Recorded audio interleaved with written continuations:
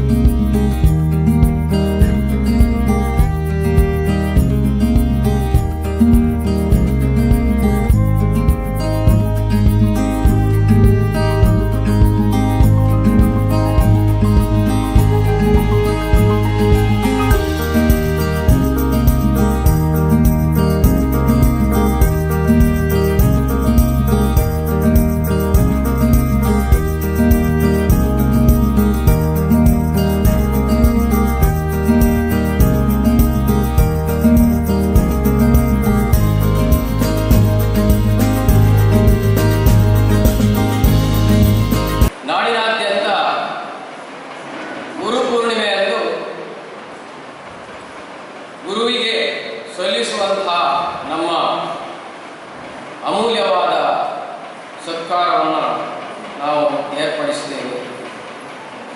ನಮ್ಮ ಧರ್ಮದಲ್ಲಿ ಗುರುವಿಗೆ ಬಹಳ ದೊಡ್ಡ ಸ್ಥಾನವನ್ನು ಇಟ್ಟಿದ್ದಾರೆ. ಈಗ ತಾನೇ ಹೇಳಿದ ಹಾಗೆ ಗುರು ಬ್ರಹ್ಮ, ಗುರು ವಿಷ್ಣು, ಗುರು ಮಹೇಶ್ವರ, ಸಾಕ್ಷಾತ್ ಪರಬ್ರಹ್ಮ ತಸ್ಮೈ ಗುರುವೇ ನಮಃ. ತ್ರಿಮೂರ್ತಿಗಳೇ ಆಗಿದ್ದಾರೆ. ಮಾತಾಪಿತೃಗಳಿಗೆ ಯಾವ ರೀತಿಯಲ್ಲಿ ನಾವು ಗೌರವವನ್ನು ಕೊಡ್ತೇವೋ ಅದೇ ರೀತಿಯಲ್ಲಿ ಮಾತೃದೇವೋಭವ, ಪಿತೃದೇವೋಭವ, ಆಚಾರ್ಯ ದೇವೋಭವ ಅಂತ ಹೇಳಿ ಅಷ್ಟೇ ದೊಡ್ಡ ಸ್ಥಾನವನ್ನು ನಾವು ಆಚಾರ್ಯರಿಗೆ ಕೊಟ್ಟಿದ್ದೇವೆ. ಗುರುಗಳಿಗೆ ವೇದವ್ಯಾಸ ಮುನಿಗಳ ದಿನವನ್ನು ಆಚರಿಸ್ತಾ ಇದ್ದೇವೆ. ಯಾವ ರೀತಿಯಲ್ಲಿ ತಂದೆ ತಾಯಿಗಳು ನಮಗೆ ಜನ್ಮವನ್ನು ನೀಡಿದ ನಂತರ ನಮ್ಮನ್ನು ಒಂದು ಮನುಷ್ಯನನ್ನಾಗಿ ಮಾಡುತ್ತಾರೋ, ಈ ಭೂಮಿಯಲ್ಲಿ ಒಂದು ಮನುಷ್ಯನನ್ನಾಗಿ ಮಾಡುವಂಥ ಒಂದು ಗೊತ್ತಿರುವಂತಹದ್ದು ಗುರುಗಳಿಗೆ. ಜನನಿ ತಾನೇ ಮೊದಲ ಗುರು. ಸ್ವಲ್ಪ ವಿದ್ಯೆಗಳನ್ನು ಜನನಿ ಹೇಳಿಕೊಡ್ತಾಳೆ, ತಂದೆ ಹೇಳಿಕೊಡ್ತಾರೆ. ಆನಂತರ ಗುರುಕುಲಕ್ಕೆ ಹೋಗಿ ನಾವು ಈ ಧರೆಯಲ್ಲಿ ಮಾನವರಾಗಿ ಬರಬೇಕಾದ್ರೆ ನಮಗೆ ಗುರುವಿನ ವಿದ್ಯೆಯನ್ನು ನಾವು ಪರಿಪೂರ್ಣವಾಗಿ ಕಲಿತು ಗುರುವಿಗೆ ವಿಧೇಯರಾಗಿರತಕ್ಕಂಥದ್ದು ನಮ್ಮದು ಬಹಳ ಮುಖ್ಯವಾದಂತಹ ಕೆಲಸ. ಇಂದಿನ ಕಾಲದಲ್ಲಿ 6-7 ವರ್ಷ ಆದಾಗಲೇ ಗುರುಕುಲಕ್ಕೆ ಹೋಗ್ತಾರೆ. ಸಣ್ಣ ಪ್ರಾಯದಲ್ಲಿ ವಯಸ್ಸಿಗೆ ಬರುವವರೆಗೆ ಸಹ ಗುರುವಿನ ಆಶ್ರಮದಲ್ಲಿ ಸಾಕಷ್ಟು ವಿದ್ಯೆಗಳನ್ನು ಕಲಿತು ಪರಿಪೂರ್ಣರಾಗಿ ಗುರುವಿಗಿಂತಲೂ ಮಿಗಿಲಾಗಿ ವಿದ್ಯೆಯನ್ನು ಕಲಿತು ಅವರು ಹಿಂದಕ್ಕೆ ಬರ್ತಾರೆ. ಆಗಿರುವಾಗ ಮಾತಾಪಿತೃಗಳಿಗೆ ಎಂತಹ ಸ್ಥಾನ ಉಂಟು ಅಂತಹ ಸ್ಥಾನವನ್ನೇ ಗುರುವಿಗೂ ಕಲ್ಪಿಸಲಾಗಿದೆ. ಆದ್ದರಿಂದ ಇವತ್ತು ನಾವು